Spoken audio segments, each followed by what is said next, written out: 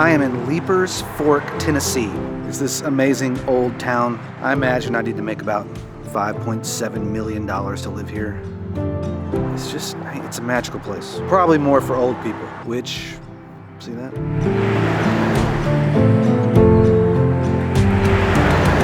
Today I was going to launch the first prototype. Last minute edits on this video, and I realized that if you're new, you have no idea what I'm talking about. Years ago, I released what I called prototypes, just free sounds. I took them away, and now I'm going to bring them back. But first, I'm going to give you a new one, and that's going to be on Friday. In my last video, I announced the launch of Somerville Sounds, which is the new company that all this is going to go under. If you don't mind, head on over to Somerville Sounds and join my mailing list. All right, back to the video. It will be ready next week, but there's a good reason why it's not ready. This is Thursday night at this point, but on Sunday, I left to go to Minnesota to visit my friend, who I'm not going to tell you about because I don't want to give anything away. His name is Chris Bartels.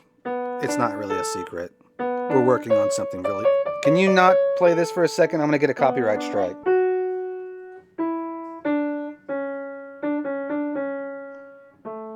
And then I came back through Nashville, and I've spent the last 2 or 3 days here, and I'm not going to give that away either. His name is Avery Bright. We made woven strings together.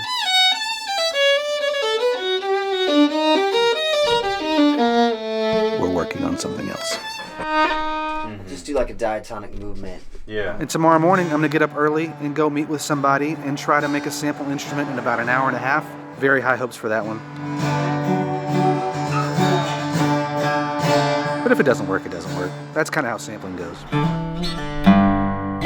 But I do want to drop in and share a little something. I'm not going to ever tell you that I have much of an idea as to what I'm doing. I have a bit of a plan. In my head, things work out, but I'm still learning what I want this to be as I go. I know that I want it to be about tools for you to use and buy and make great music with. But more importantly, and what has been solidified over the past 5 days, is that I am a massive fan of, for lack of a better term, the middle-class musician. The musicians that figure out a way to make it work. And I've noticed that there is a thread that runs through, at least the ones that I'm around. I'm sure some are big jerks and have big egos. I tend to not be around those folks.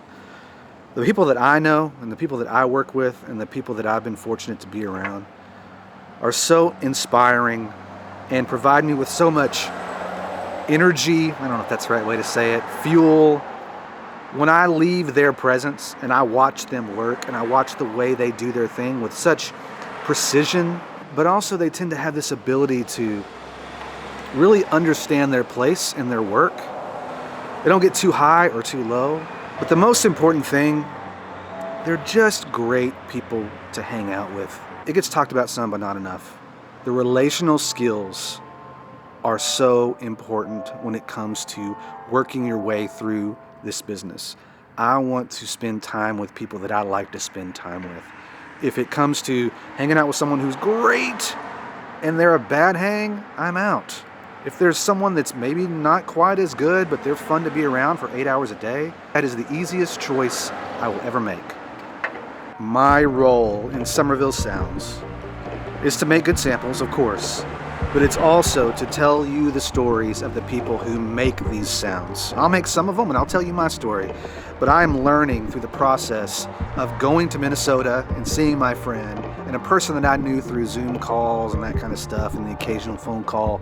I got to watch him work, and I swear it was like watching an athletic event. He was so locked into what he was doing.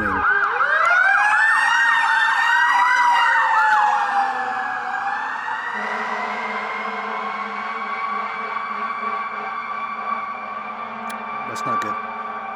I want to be a resource for those of you out there who are trying to figure out what a life in music looks like. And the best way that I can do that, the best way that I know how, is to tell you the stories of people that I know who have done it. I want to warn you, it's going to be encouraging. You're going to be encouraged when you see that some of the things that they do aren't necessarily that difficult. It's more about taste. But some of you might be discouraged when you understand how hard these people have had to work to make this happen. YouTube is great about selling a dream, and I want to sell the dream.